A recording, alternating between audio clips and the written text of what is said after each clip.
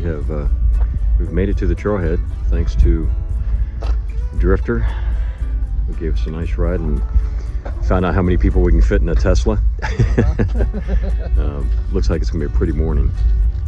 A little bit brisk. It's probably about 29, 30 degrees, something like that.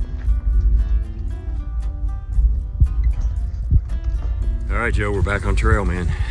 We're walking. Yeah. Hope I can remember how to do this after being laying around for 2 days. It's 1 foot in front of the other? 1 foot in front of the other. Okay, all right, I think I can manage that. Again, thanks to John/Drifter. What a great guy to get up early, come pick us up, give us a ride here. Treating us like royalty. Yeah, willing to kind of pick us up if we have to, if the trail part's still closed. Again, there's still that potential that the state park will be closed for 5 miles, so we may have to kind of do some alternatives, but we'll see how that goes. We should have a pretty good day today. So, cut him off. All right, well, we're gonna get going, see if we can't get in the groove, and we'll talk to y'all a little bit later. Just coming across some beautiful views here. You can see San Jacinto in the distance there, the one covered in white, and that's kind of where we're headed. But so far, it's just been gorgeous. Beautiful trail so far. Still making our way along here. We're about... It's okay, Joe, you can do it, you can do it. We're just a little over about 6 miles in, and so far the trail again has been perfect. Haven't seen any really significant snow at all, just a few little minor patches. Nothing around 557 or something. Yeah, so really good. Again, just a gorgeous view just being around here. Beautiful day. So again, we're hoping it's going to stay like this. We've seen 3 other hikers this morning: Howdy, Gidget, and Double Wide. So people are starting to get back out on the trail, which is good. I think everybody's been waiting for this to open up. But again, so far, so good.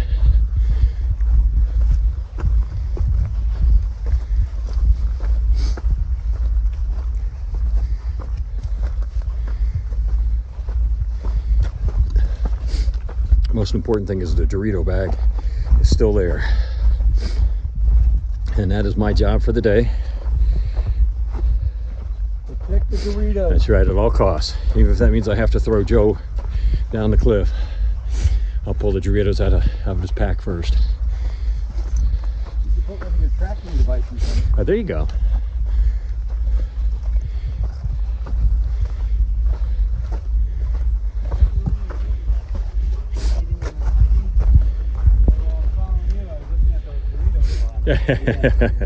It's kind of like having a carrot in front of you. Yeah. I'm always trying to keep something going in. All right, we'll talk to y'all a little bit later. We are up on top, and John's kind of pointing out some of the landmarks here. There's Palm Springs over here to the Off left. the left, yeah. And we've got Thousand Palms over here.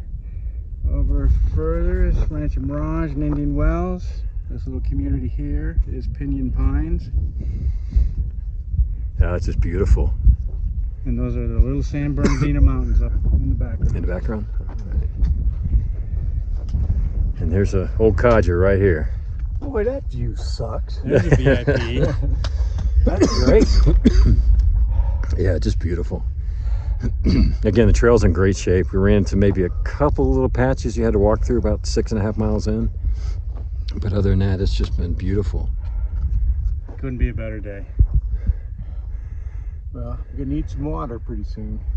Hopefully our fellow PCT hikers see this and Yeah, want to follow, yeah, come up here, because San Jacinto so far has been very welcoming. yeah, yep. All right, well, we're going to keep marching on, and we'll talk to you all a little bit later. Stop to go ahead and get some water. Right after that last video, we turned the corner and started running into some pretty heavy snow patches. Nothing too bad, but certainly something you got to slow down for. So right around 7.5, going to 8, there's quite a few little snow patches. But there's some good footprints there to follow, some post holes that make it fairly straightforward to get through, so it shouldn't be too much a problem. especially if he's going up there, so I'll just get his debris. A lot of debris in this. I'm gonna watch these guys navigate the water. Yeah, it's gonna be a little brown because he's coming over Yeah, dirt. some good chunks in. All right, well, we're gonna finish our water break and we'll talk to you a little bit up the trail. Just a little bit of a, give you a little view of the trail. So we're marking our way up to the top here.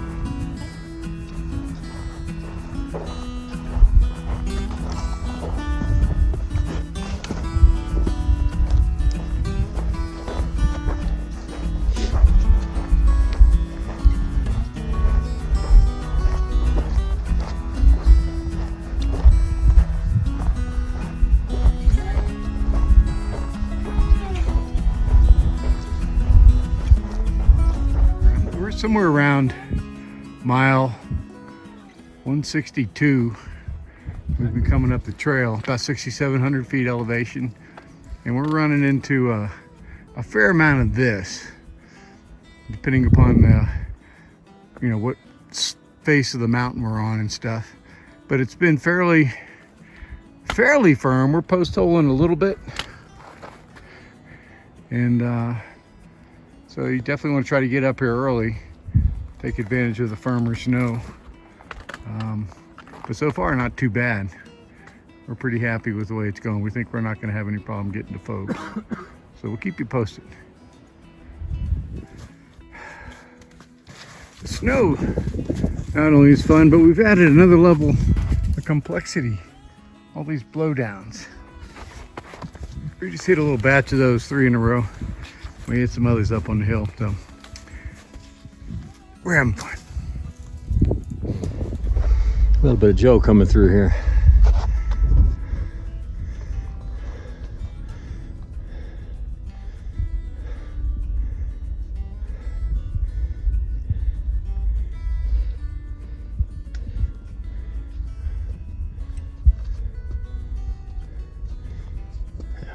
Good job.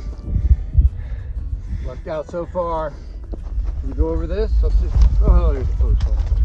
All right, we're good. Look at this stuff. We got a patch of dirt. Dirt! D-U-R-T, dirt!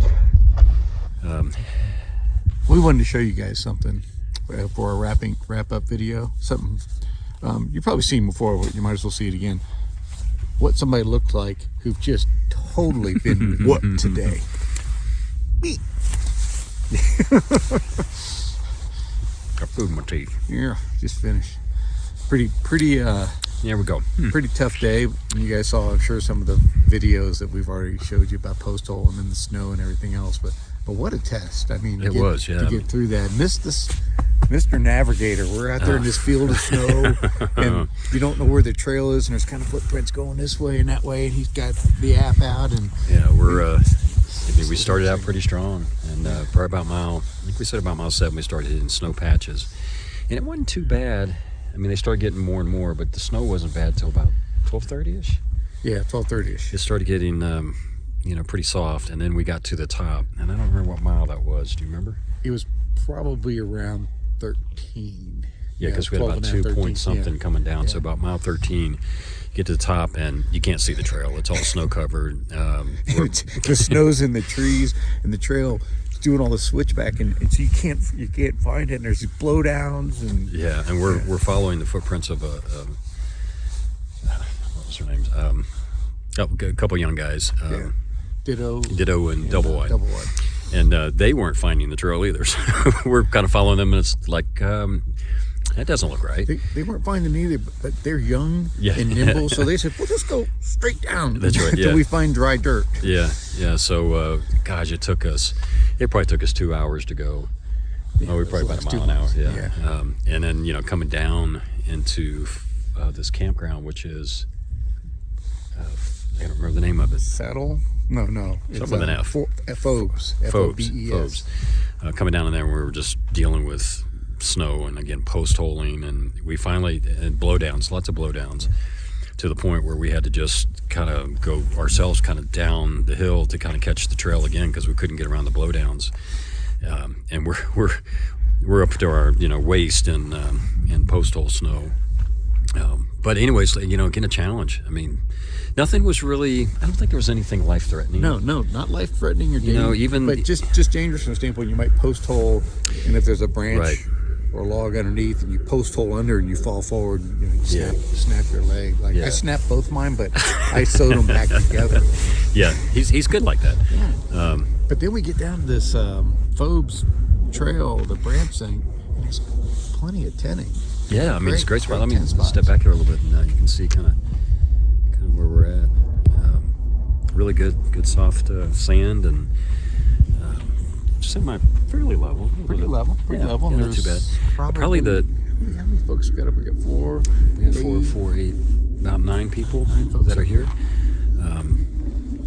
And it was good because we all kind of worked together. We all kind of, made sure that everybody was good and kind of got into groups and watching out for each other. So that was pretty good. But again, like I said, nothing was really life-threatening. It was just wear you out kind of stuff. And we skipped lunch because we kept thinking, we'll be there by 1:30. 1:30, and then we can have lunch and then relax, and then we'll have dinner, and then just get here. I think we got here about 3. Yeah. But the other thing, the first time for me, is there is no water down here.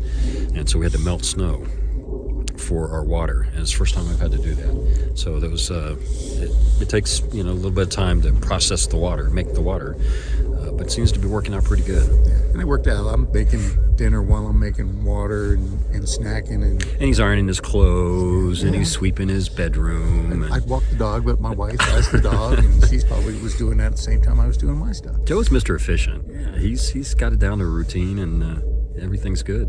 So, well, tomorrow we're going to try to get up early and try to get started probably about 6, right? Probably about 30 minutes before the sun comes up.